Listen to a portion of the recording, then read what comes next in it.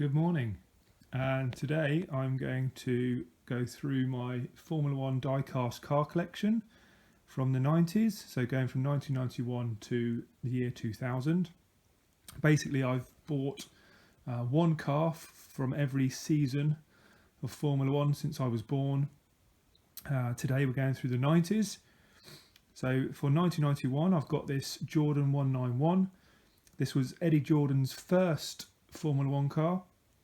It was designed by Gary Anderson, I believe. It was the first Formula 1 car that he designed.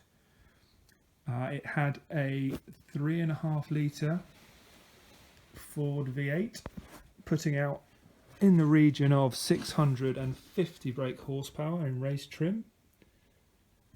It was also famous for giving the legendary Michael Schumacher his first drive in Formula 1. And because of all those reasons, it's the car I decided to get to represent 1991.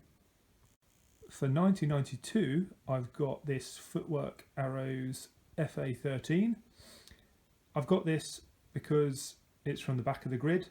I had plenty of front of the grid cars, championship winning cars, and I wanted something a bit different. I like the livery on this car. It had the Mugen Honda V10, putting out around 710 brake horsepower in race trim. It was driven by Italian driver Michele Alboreto towards the end of his career, and also the Japanese driver Suzuki Aguri. For 1993, we've got the Williams FW15C, absolute legendary car. This one won both the drivers and constructors championships in 1993. It was designed by Adrian Newey, who, well known for his Red Bull cars these days, and also another legend, Patrick Head.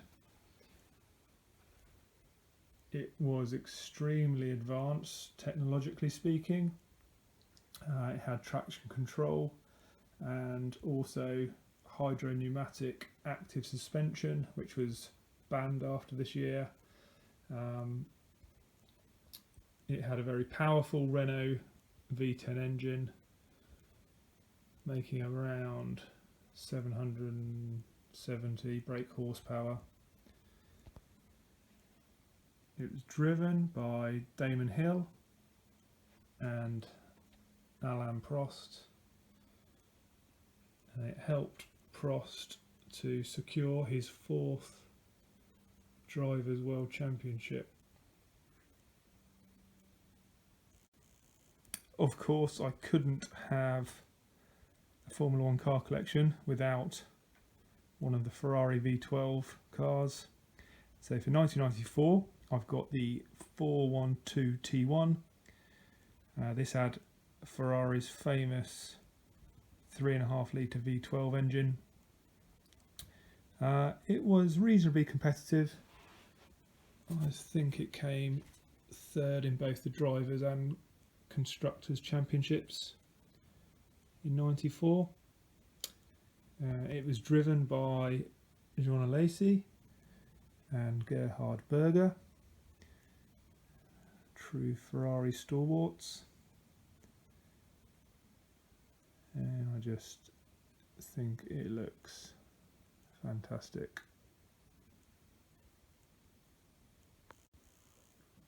For 1995, we're at the back of the grid again, and we've got the Minardi M195.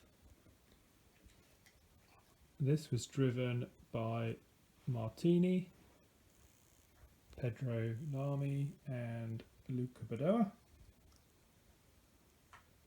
It was never competitive.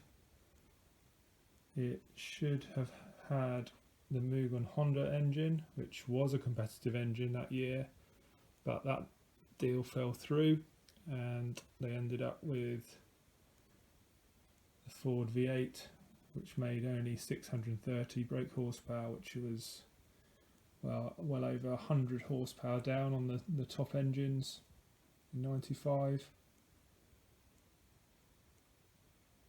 But I wanted to have a Minardi in my collection. I think they're important part of the Formula One history, particularly because they gave a number of drivers their first step on the ladder in Formula One.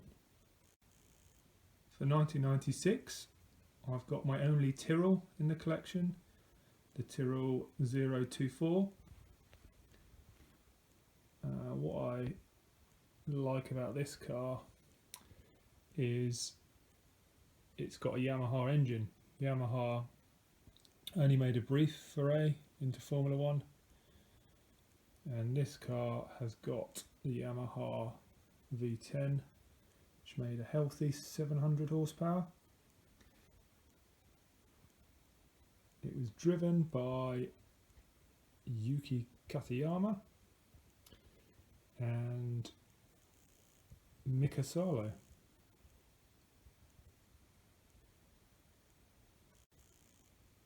For 1997, we've got another Williams, the FW19. This was another collaboration between Patrick Head and Adrian Newey, and again another car that won both the drivers and constructors world championships. Damon Hill had left the team by 97, and this car was driven by Jacques Villeneuve and Heinz Frentzen. It gave Villeneuve his first and only Drivers' World Championship. For 1998, I've got the Ferrari F300,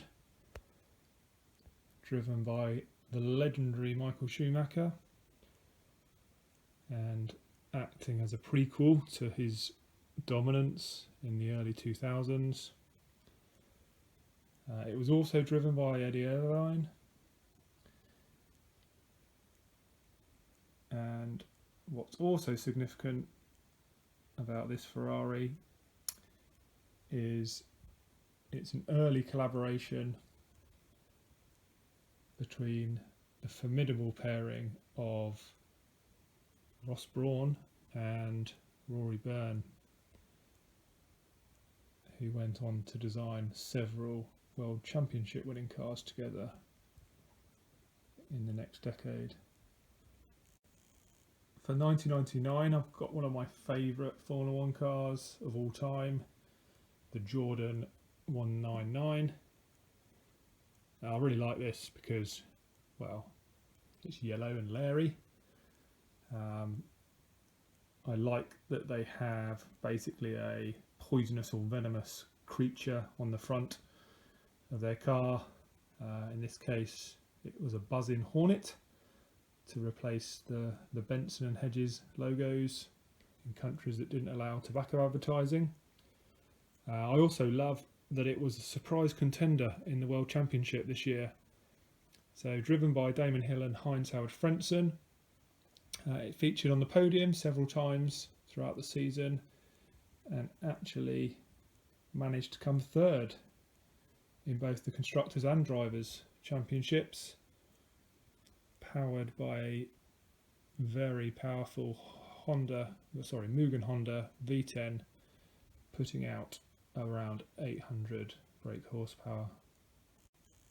So for the turn of the millennium, we've got a British American Racing BAR 002. Honda basically upping their ante in Formula One at this time, putting more money into this team. The team later became actually Honda F1. The car was driven by Jacques Villeneuve and Ricardo Zonta, and whilst it had a powerful Honda V10 engine putting out 810 brake horsepower.